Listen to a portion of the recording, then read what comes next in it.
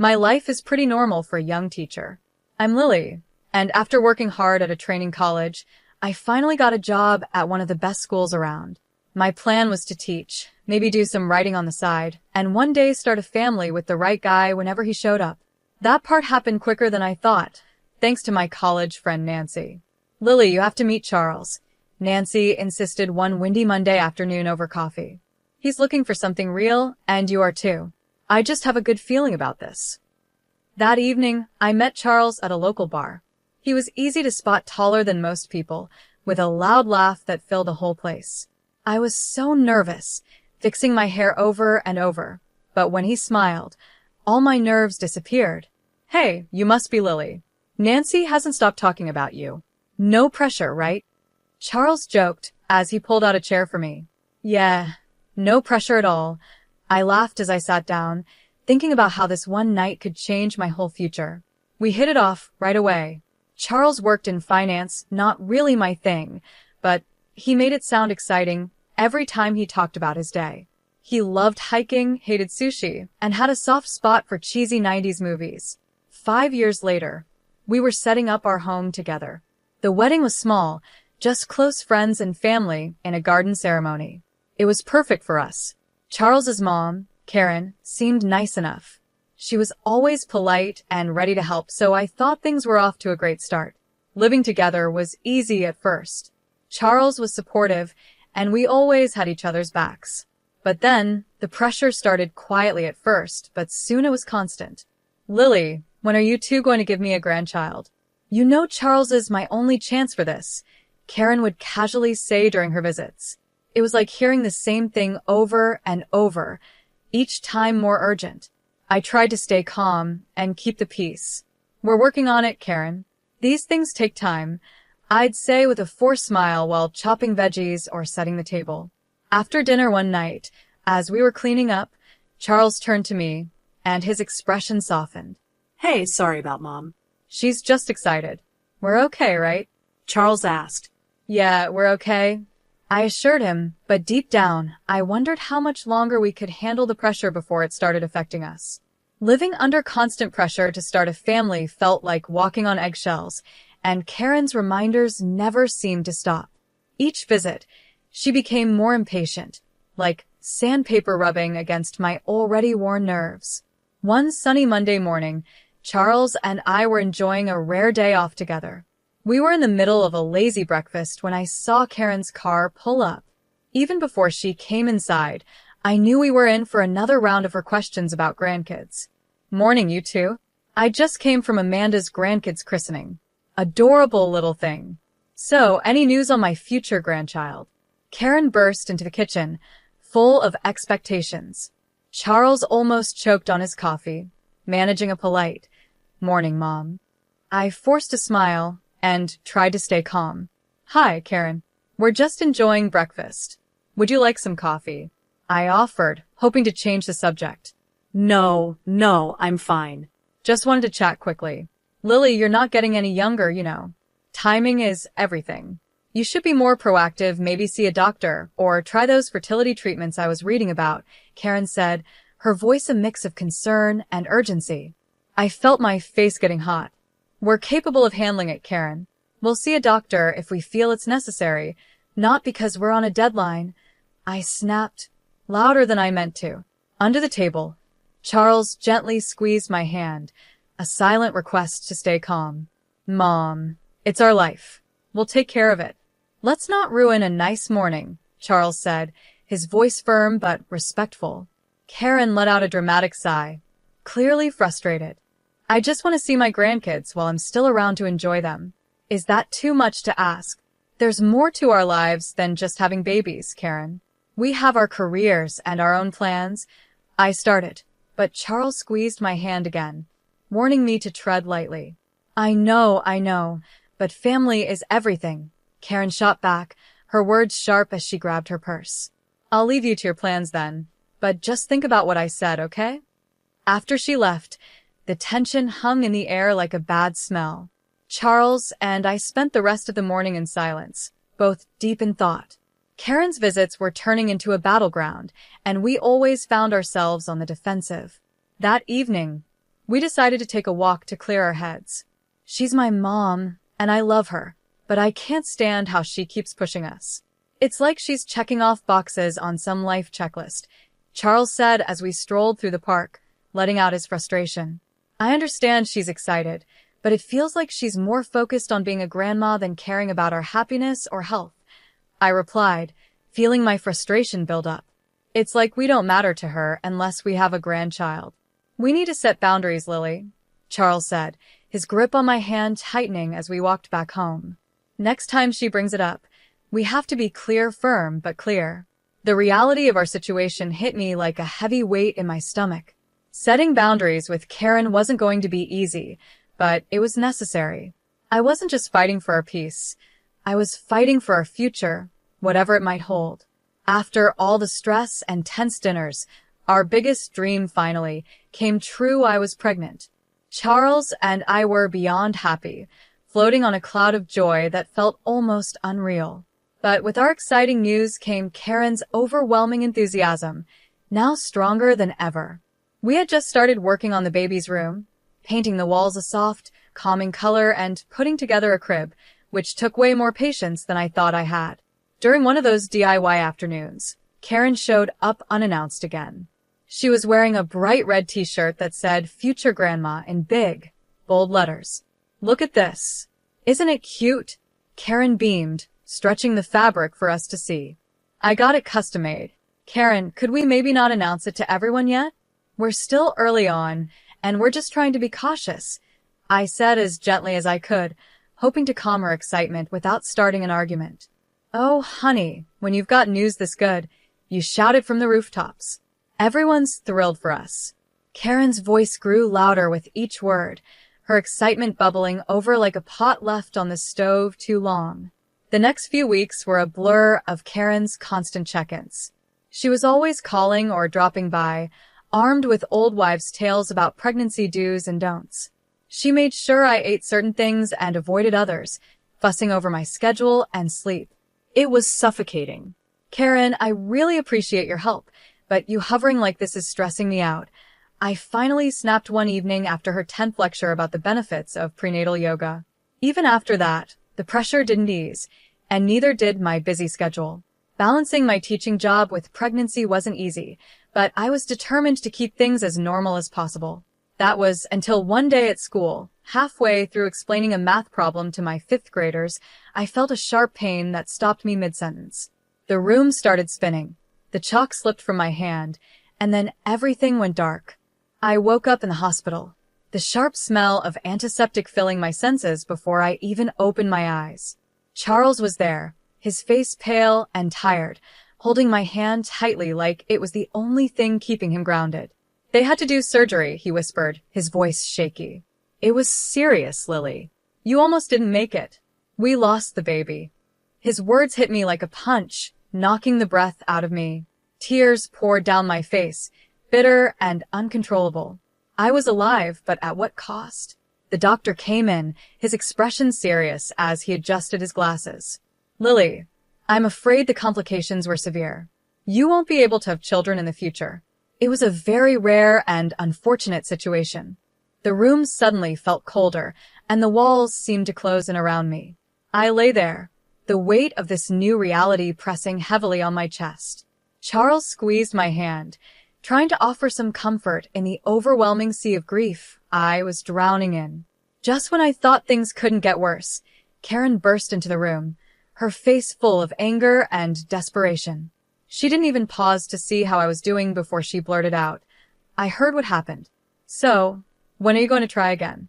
We need to start planning. I was still hooked up to N4, the dull pain in my stomach a constant reminder of what I had lost. Karen, I can't have children anymore. The surgery. My voice cracked as the reality hit me again, cold and hard. What do you mean you can't?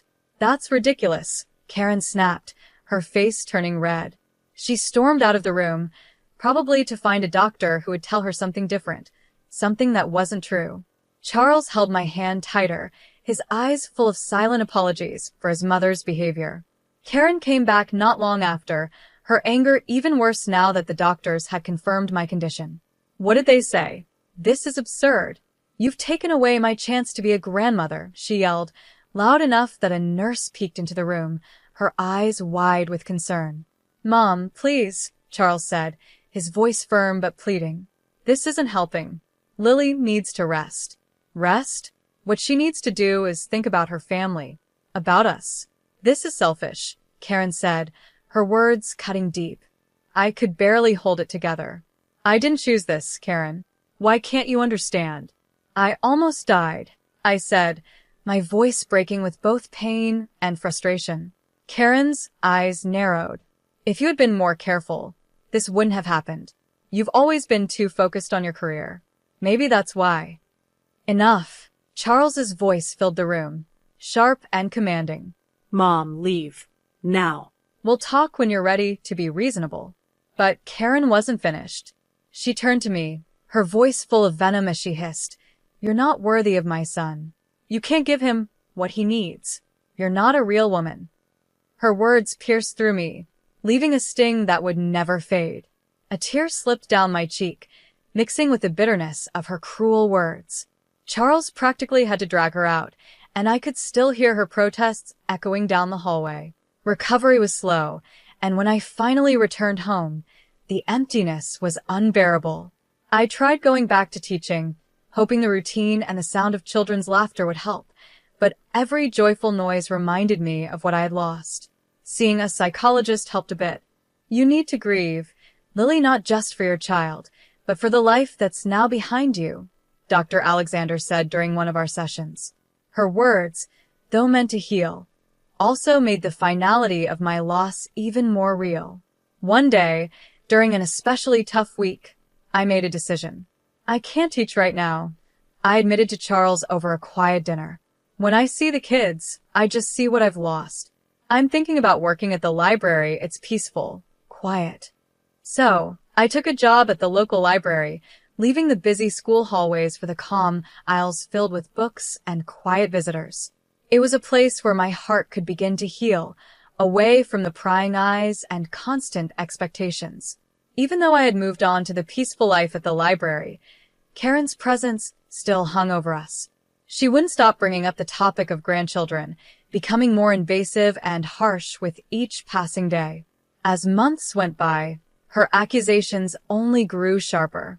On my birthday, a day I hoped would be light and free from pressure, Karen cornered me in the kitchen just as I was about to cut the cake. Her voice was low and full of venom. "When are you going to fix this, Lily? You need to give Charles children," she hissed.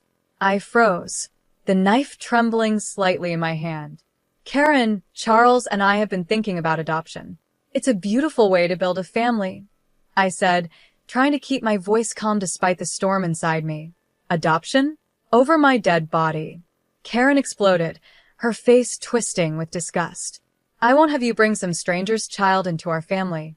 Who knows what kind of sick, twisted genes they have. No grandchild of mine will come from someone who couldn't even keep them." Her hateful outburst echoed through the kitchen, and the living room fell into silence. I could feel everyone's eyes on us, their stares weighing me down like a heavy blanket. "That's enough, Karen," I snapped, letting the knife fall onto the counter with a clatter. I stood tall and faced her. "You don't get to decide how Charles and I build our family. This is our life, our choice," I said firmly. Karen's eyes narrowed, and with an angry huff, she stormed out of the kitchen, slamming the door so hard it made the windows shake. The room stayed silent, all the joy of the day gone with her. The discord Karen had planted grew quickly. At first, it was just subtle whispers, a look here, a nudge there suggesting I had been careless during my pregnancy. Then, the rumors turned into full-blown gossip, accusing me of drinking and behaving badly, which supposedly caused my miscarriage. The anger inside me built like a storm. One evening, after overhearing a particularly nasty version of the rumor from someone I thought was a friend, I decided I had enough. I called Karen. "Karen, this has to stop now," I said firmly. "Spreading lies about me is not just hurtful, it's slander. And I won't tolerate it anymore. If I hear one more rumor, I'm going to the police, and I'll sue you for libel." There was silence on the other end, a quiet moment that felt like the calm before a storm. Finally, she spoke, her voice low and lacking its usual fire. You wouldn't dare. Try me, Karen. I'm done playing nice.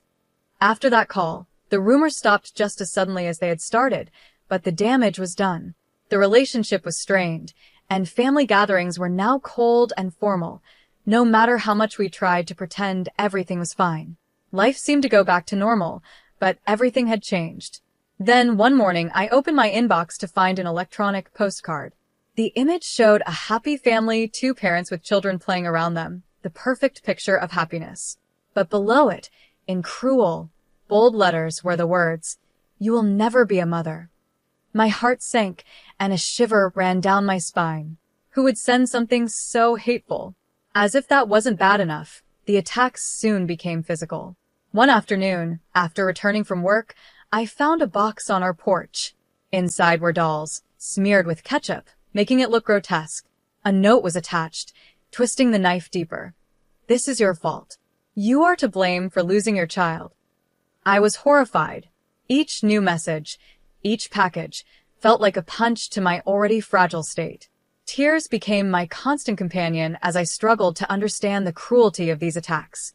"Charles, look at this," I said one evening, handing him yet another horrible package. My hands were shaking, and my voice was barely a whisper. "It's too much. I can't take this anymore," I said, feeling completely overwhelmed. Charles acted quickly. "Our neighbor, Mr. George, has cameras everywhere. Maybe he caught something on video," he suggested. The next day, we approached Mr. George, who was more than happy to help. He played back the footage, and there, clear as day, was Karen, sneaking up to our door and leaving those awful packages. Seeing her do this was both a relief and a nightmare. "I can't believe Mom would go this far," Charles muttered, disgust all over his face. With the evidence in hand, we confronted Karen at her house. The video was paused on the laptop screen, showing her in the act of hatred. "Look at this, Mom. How could you?" Charles's voice was cold, his usual warmth gone. He pushed the laptop towards her, the hurt in his voice echoing around the room. Karen glanced at the screen, her expression unreadable for a moment. Then, without any hint of remorse, she shrugged. "She's damaged goods, Charles. An inferior woman who can't continue the family line. I did what I had to do, for you, for the family's sake." Charles stepped in front of me, protective. "If you can't accept Lily, then you can't be part of our lives. This is your last chance, Mom. Apologize or we're done." Karen's face hardened, her eyes cold. "I'm only doing this for you, Charles. She's taking you away from what you deserve." The ride home was silent, both of us lost in thought. I was crushed, the weight of Karen's betrayal pressing heavily on me. Charles was furious. The bond with his mother stretched to its breaking point. In the days that followed, Charles became unusually quiet. His cheerful nature dimmed, the tension between him and his mother weighing on him. Despite everything, it was clear he missed her. So, when we received a Christmas invitation from Karen, I agreed to go for his sake, hoping for some sort of reconciliation. When we arrived, the house was full of relatives and friends, the smell of pine and mulled wine in the air. Karen greeted us with a tight smile, her eyes darting nervously. I took a deep breath and held onto Charles's arm as we moved through the crowd, trying to stay hopeful. At first, the evening went well, with laughter and conversation filling the room. But then, in the middle of the gathering, Charles's ex-fiancée, Angela, showed up.